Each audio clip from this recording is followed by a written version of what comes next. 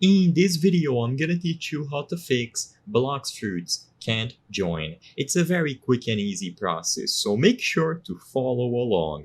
In this video, I'm gonna present multiple solutions that you can use to fix any problems that you are having with joining a Blox fruits server.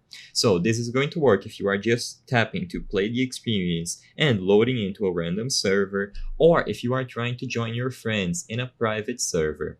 For the second option, if you are trying to join a private server, there isn't much that you can do. As long as you have the person that you are trying to join on your friends list and you visit the private servers for Blox Fruits, you will be able to choose the option to join your friend. So there will be this category, servers my friends are in, and you can just join them from here as long as their server is open and not full maxed out on people. Besides this, you can explore other options here, but if you try to join a server that is full, you are going to get a notification that you are in line, as you can see at the bottom of your screen. For this, you simply have to wait.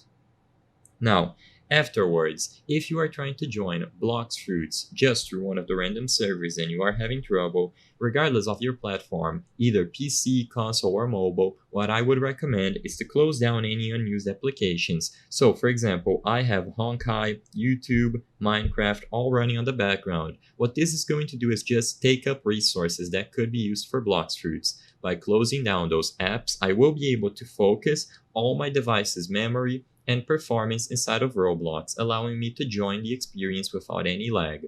The last thing to check is to see if your storage is full. Sometimes when you try to join an experience, you might have to download additional data, and if you don't have space to download the necessary files, models, materials, and textures, you aren't going to be allowed in. As you can see, I'm almost full, so I have to delete some of the apps and games on my phone.